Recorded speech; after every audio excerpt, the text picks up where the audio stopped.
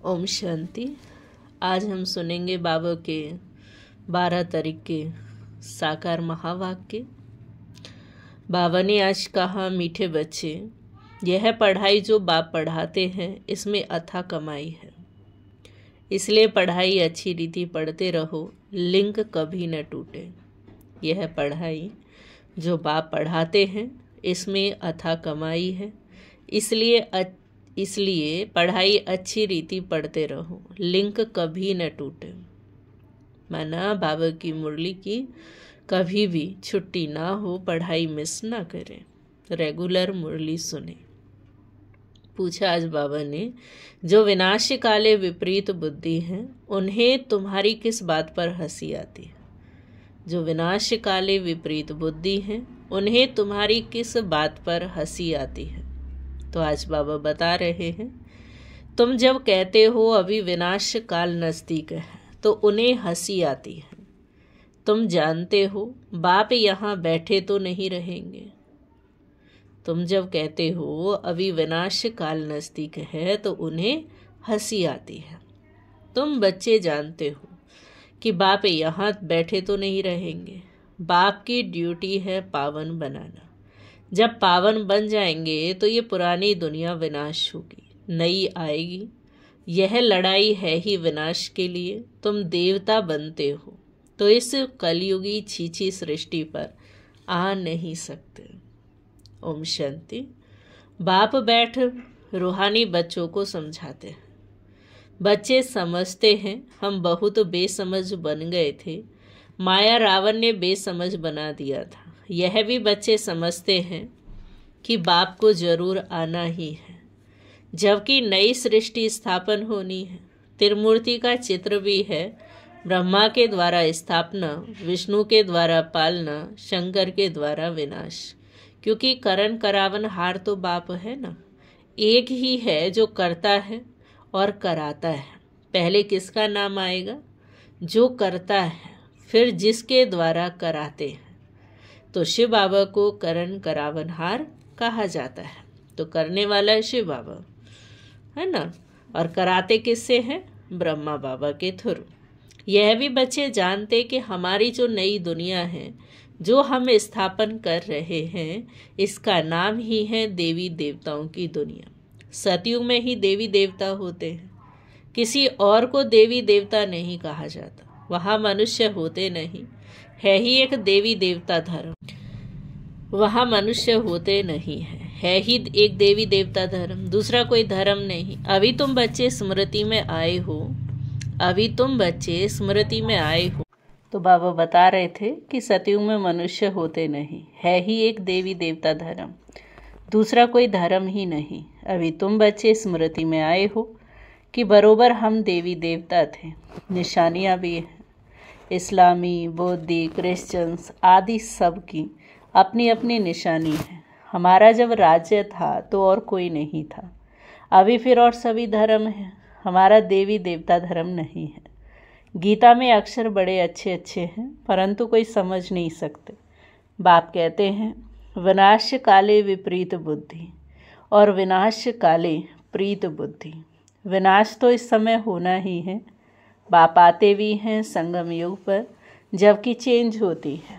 बाप तुम बच्चों को बदले में सब कुछ नया देते हैं। शिव बाबा सुनार भी है, धोबी भी है, बड़ा व्यापारी भी है। शिव बाबा क्या है? सुनार भी है, धोबी भी है और बड़ा व्यापारी भी है। विरला ही कोई बाप से व्यापार करे। इस व्यापार में तो अथाह फायदा है। पढ़ाई में बहुत फ़ायदा होता है ना, महिमा भी की जाती है कि पढ़ाई कमाई है, वह भी जन्म जन्मांतर के लिए कमाई है। तो ऐसी पढ़ाई अच्छी रीति पढ़नी चाहिए।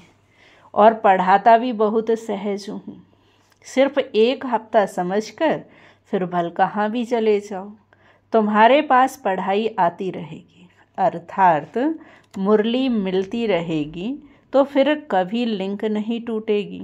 ये है आत्माओं की परमात्मा के साथ लिंक। गीता में भी यह अक्षर है, विनाश काले विपरीत बुद्धि विनशंति और प्रीत बुद्धि विजयंती। कि विनाश काल में कौरवों की प्रीत बुद्धि थी, तो प्रीत बुद्धि नहीं थी, कौरवों की विपरीत बुद्धि थी। और विपरीत बुद्धि होने के कारण चाहे वो संख्या में ज़्यादा थे लेकिन फिर भी विनाश को प्राप्त हुए। और पांडव प्रीत बुद्धि थे तो गिनती के कम थे लेकिन फिर भी उनकी जीत हुई। तुम जानते हो इस समय मनुष्य एक दो को काटते मारते रहते। इन जैसा क्रोध व विकार और कोई में होता नहीं। यह भी गायन है कि द्रौपदी ने पुकारा तो बाप ने समझाया है कि तुम सब द्रौपदियाँ हो। भगवानुवाच, बाप कहते बच्चे अब विकार में नहीं जाओ, मैं तुमको स्वर्ग में ले चलता हूँ, तुम सिर्फ मुझे याद करो। अब विनाश काल है ना, किसकी भी सुनते नहीं हैं, लड़ते ही रहते हैं। तो बाबा कह रहे आज के डेट में देखिए इतना दुख है, इतने टेंशन हैं कि आपस में लोग लड़ते रहते हैं। कितना उनको कहते शांत रहो, परंतु शांत रहते ही नहीं। अपने बच्चों आदि से बिछुड़कर लड़ाई के मैदान में जाते हैं। कितने मनुष्य मरते ही रहते हैं। मनुष्य की कोई वैल्यू नहीं। अगर वैल्यू है, महिमा है तो इन देवी देवताओं की। अभी तुम यह बनने का पुरुषार्थ कर रहे हो। तुम्हारी महिमा वास्तव में इन देवताओं से भी जास्ती है। तुमको अभी बाप पढ़ा रहे हैं, कितना ऊंच पढ़ाई है। पढ़ने वाले बहुत जन्मों के अंत में बिल्कुल ही तमो प्रधान है। बाबा कहते मैं तो सदैव सतो प्रधान ही हूँ। बाबा कहते मैं तुम बच्चों का ओबीडियंट सर्वेंट बनकर आया हूँ। विचार करो हम कितने छीची बन गए हैं, कितने बन गए जो भगवान को भी हमारी सेवा में अपना परम धाम छोड़ करके इस दुनिया में आना पड़ा। बाप ही फिर हमको वहाँ वहाँ बनाते हैं, अर्थात मनुष्य से देवता बनाते हैं। भगवान बैठ मनुष्यों को पढ़ाकर कितना ऊंच बना देते। बाबा खुद कहते मैं बहुत जन्मों के अंत में तुम सबको तमो प्रधान से सतो प्रधान बनाने आया हूँ। अभी तुमको पढ़ा रहा हूँ। बाबा कहते मैंने तुमको स्वर्गवासी बनाया, फिर तुम नरकवासी कैसे बने, किसने बनाया। गायन भी है विनाश काले विपरीत बुद्धि विनशंति और प्रीत बुद्धि विजयंती। फिर जितना जितना प्रीत बुद्धि रखेंगे अर्थात बाप को बहुत याद करेंगे उतना तुम्हारा ही फायदा है। लड़ाई का मैदान है ना। कोई भी यह नहीं जानते कि गीता, बाबा बता रहे हैं, कोई भी नहीं जानते कि गीता में कौन सी युद्ध बताई है। उन्होंने तो फिर कौरव और पांडवों की युद्ध दिखाई है। कौरव संप्रदाय, पांडव संप्रदाय भी है, परंतु युद्ध तो कोई है नहीं।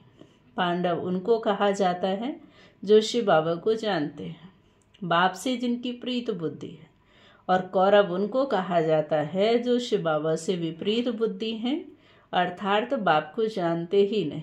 अक्षर तो बहुत अच्छे अच्छे समझने के लायक है। अभी है संगम युग। तुम बच्चे जानते हो नई दुनिया की स्थापना हो रही है। बुद्धि से काम लेना है।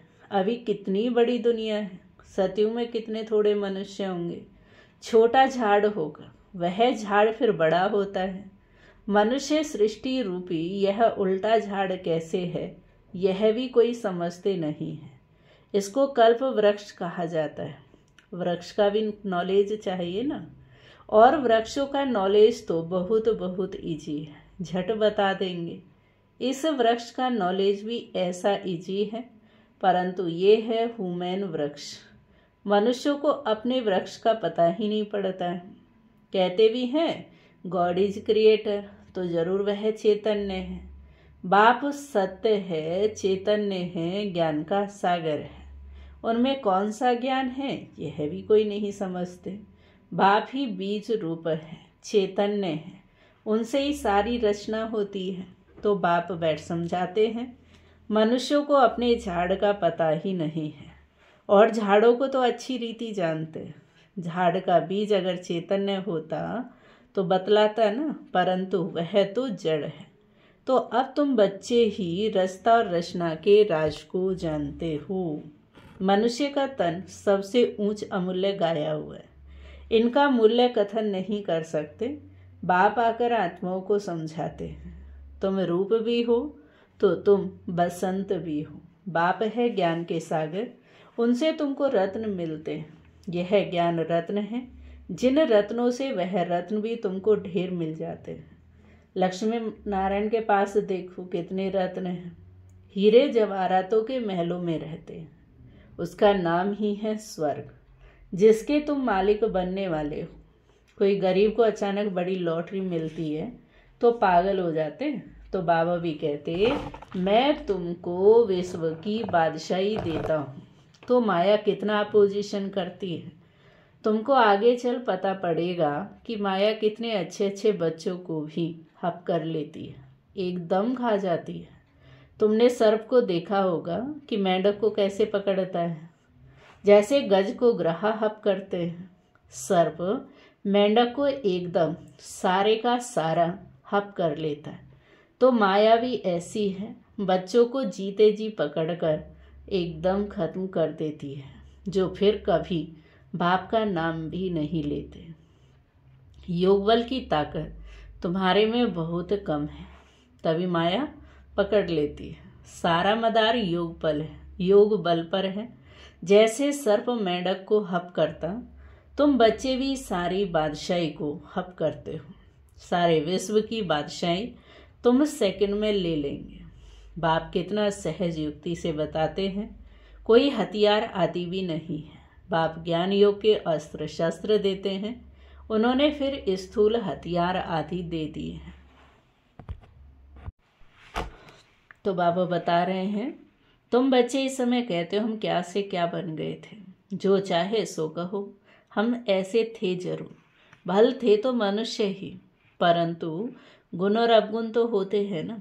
देवताओं में दैवी गुण है, इसलिए उन्हों की महिमा गाते हैं कि आप सर्वगुण संपन्न हैं, 16 कला संपूर्ण हैं।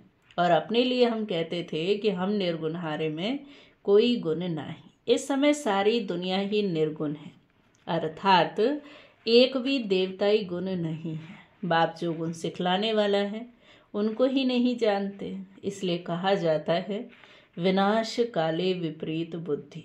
अब विनाश तो होना ही है, कब?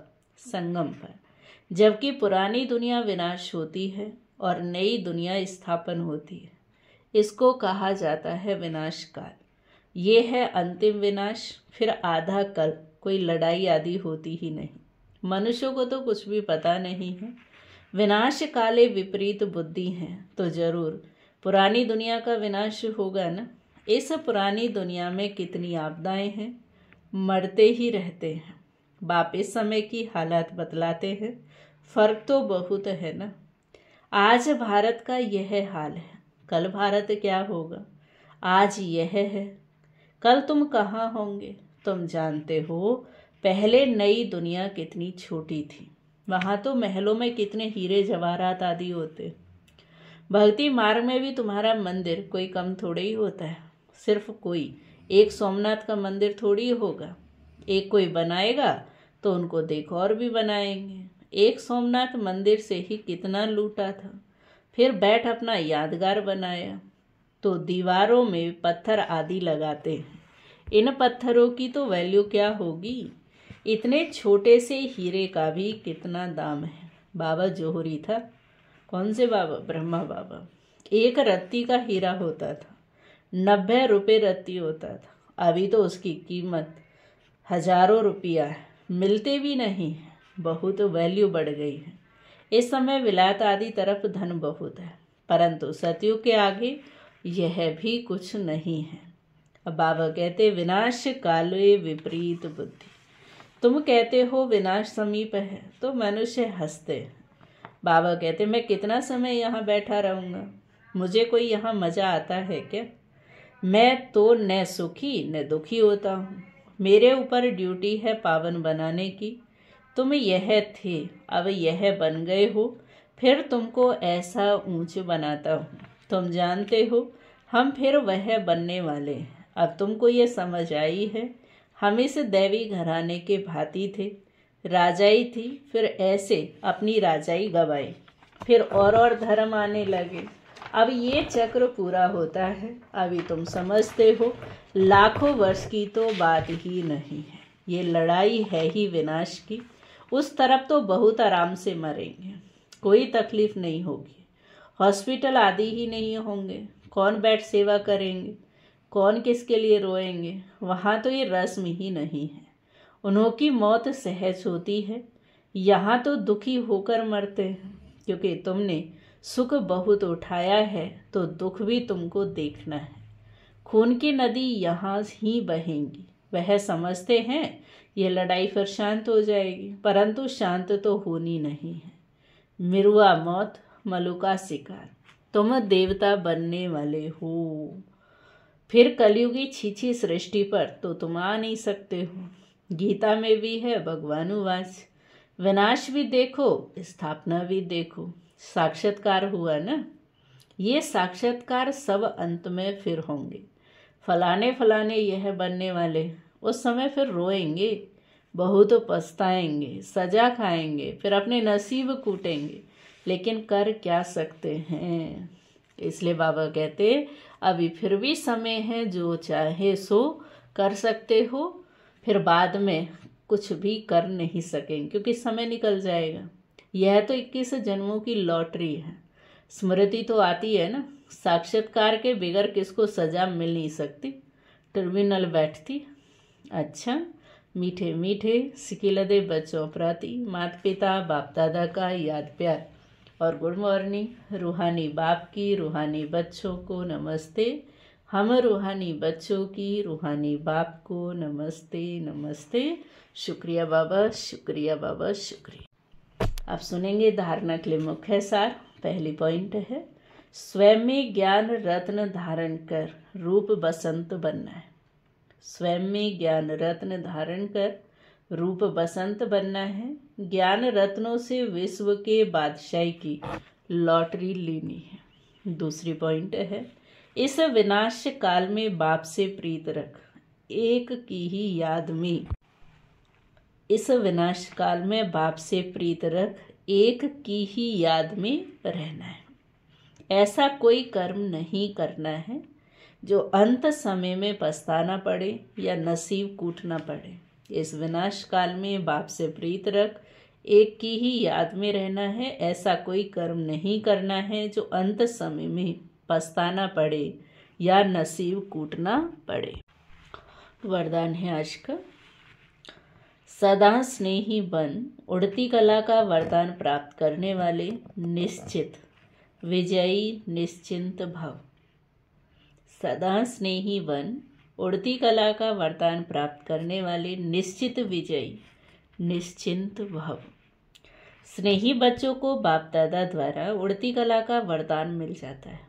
उड़ती कला द्वारा सेकंड में बाप दादा के पास पहुंच जाओ तो कैसे भी स्वरूप में आई हुई माया आपको छू नहीं सकेगी। परमात्मा छत्र छाया के अंदर माया की छाया भी नहीं आ सकती। स्नेह मेहनत को मनोरंजन में परिवर्तन कर देता है। स्नेह हर कर्म में निश्चिंत विजयी स्थिति का अनुभव कराता है। स्नेह हर कर्म में निश्चित विजयी स्थिति का अनुभव कराता है। स्नेही बच्चे हर समय निश्चिंत रहते हैं। स्लोगन है आज बाबा का, नथिंग न्यू की स्मृति से सदा अचल रहो तो खुशी में नाचते रहेंगे। नथिंग न्यू की स्मृति से सदा अचल रहो तो खुशी में नाचते रहेंगे। नथिंग न्यू माना कोई नई बात नहीं है। अब भी जो हो रहा है वो 5000 वर्ष पहले भी हुआ है, इसलिए जो भी हो रहा है वो बहुत अच्छा है, अच्छा है, अच्छा है। तो इससे क्या होगा, हमारी जो स्थिति है वो हलचल में नहीं आएगी और हम खुशी में भी रह सकेंगे। ओम शांति, ओम शांति, ओम शांति।